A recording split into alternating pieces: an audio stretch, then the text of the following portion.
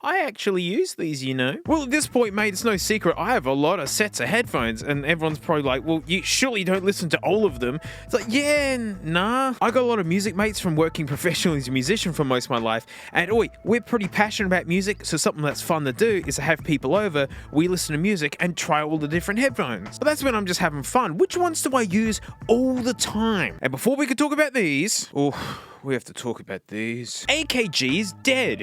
It was like in the 90s, they were bought by Harman, and then like not that long ago, they were bought by Samsung, and then the whole thing basically got shut down. But yeah, like all the headphones that you see they've got for sale, they've been selling them for donkey's years, and a lot of them have been developed like during 2015 or earlier when AKG was still AKG. They're just reselling the same old recipe. And these are their flagships, like the end of the road, and mine are actual Austrian ones. Like I hunted these down, mate.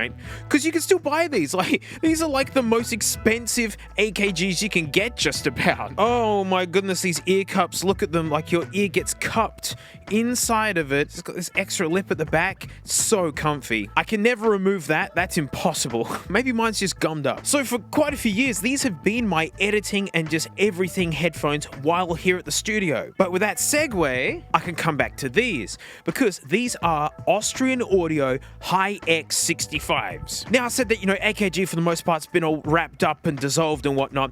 Well, the AKG engineers banded together, saved the building, and have kept going. Because, headphones is just one thing AKG is known for.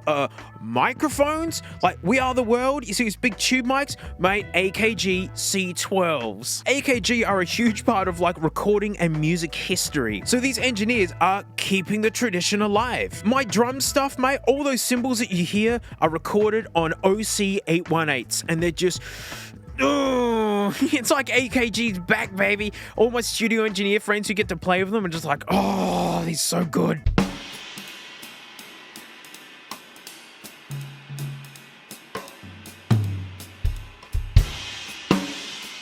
And these are their former flagships. I say former because, they have an even more expensive model nowadays.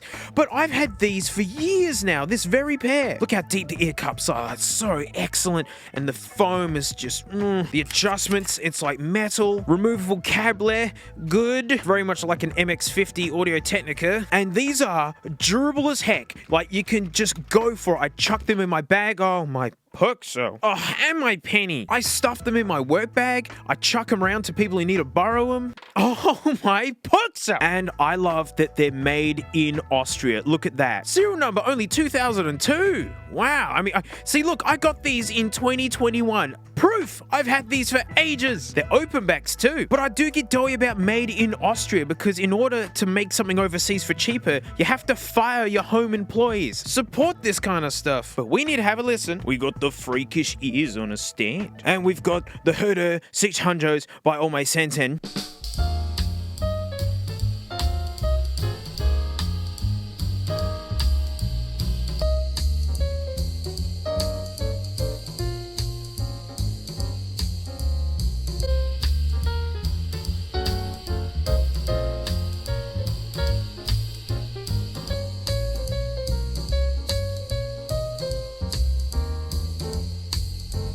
You see what I mean? Did you hear that? Going up against the champ. These are durable. These are held up good, but these are built something else. And these are 300 ohm. You need a half decent amp to really get the most out of these. I think these are 16 or something. Under 30? This will run out of anything. No worries. But the big comparison has a go against my beloved K812s.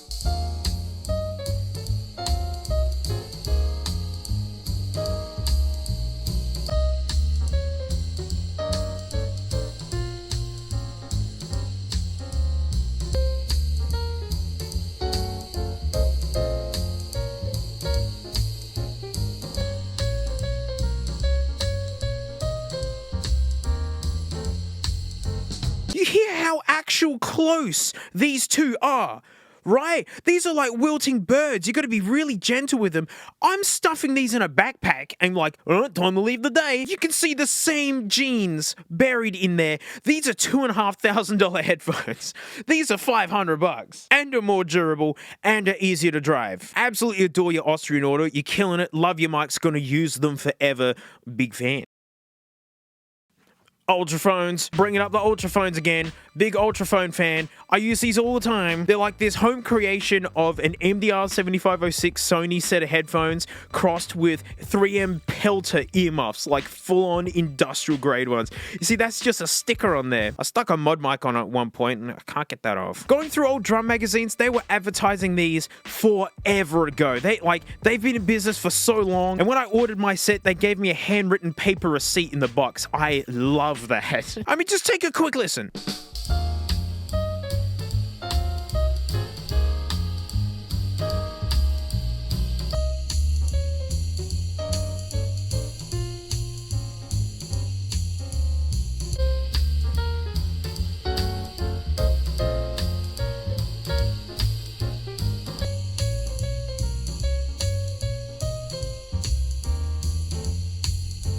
So, they're not balanced per se. They've got a bit of the tops and a bit of the whatever. I swear they sound a lot better in real life, but just how much noise that they get rid of, like with no batteries. You don't need to charge nothing. It's got a coily cable, which is the worst. I've never heard people in support of these. Please stop doing it. Actually, if you're listening, can you make this removable? Make it like a payable option. I'll pay money to be able to take that cable out and just use these as earmuffs from time to time. And honestly, I'd rock these straight out of an iPod. And you could, because 7506s aren't super heavy to drive. They're not cheap. Like, you're going to pay quite a few hunch. But I mean, it's first class. These are excellent. I've had these for a few years now, and I call upon them again and again. But one thing though, when I first got them, they have like a smell. Maybe it's from the glue or something. But my goodness, it took a long time for it to go away. So like GK, watch the glue, mate. These. I do use AirPod Pros, right? I get it. They're super convenient. I like the noise cancelling. And it's usually at times when like I want to sit in like the hammock with Frank, and like cables are a nightmare because Frank will just wrap everything up and destroy it with a chunk bud. And when those stupid things die, I'm going straight back to these. I mean, I'm already using these. These are in-ear monitors. These ones happen to be Shure 425s. These are like their mid-range ones. And yeah, they're designed to go over your ear and you tuck them down your back and kind of zip it up. Yeah, there it is. Makes it all really discreet and out of the way for musicians. So I've lived out of these for all the professional work that I've done. And I love them for just listening to music. And also, look at that stinking earplug end, right? Noise, get the F out. Oh, active noise cancelling.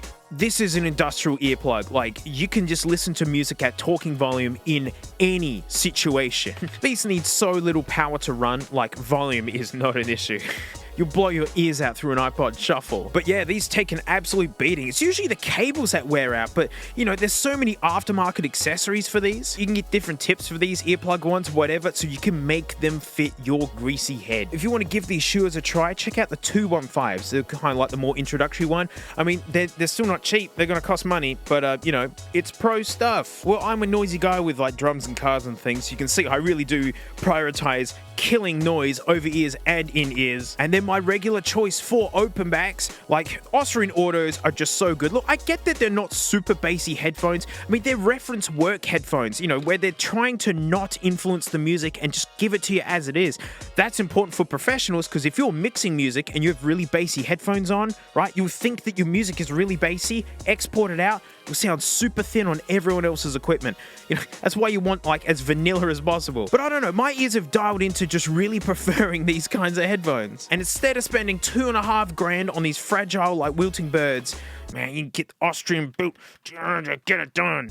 And that's it. Thanks so much for watching. Huge thanks for me floaties, mate. $2.80. I'm opening like surprise eggs. Currently it's like Kinder Animals or something, right? And so there's also like extra videos of me watching like old Motor Week stuff. And Frank's there making bad smells. And you know what, mate? Like, I'll see you all next time. Naughty noodle lady. No, Frank, don't go in there more. You're gonna get your chunkiness stuck in there. She's inside of that. No, Frank, don't do it. Frank, no, don't do it. Frank, don't do it. You're adorable. Don't you snort at me. Don't do it. Has she stopped? No, Frank. No, don't do it.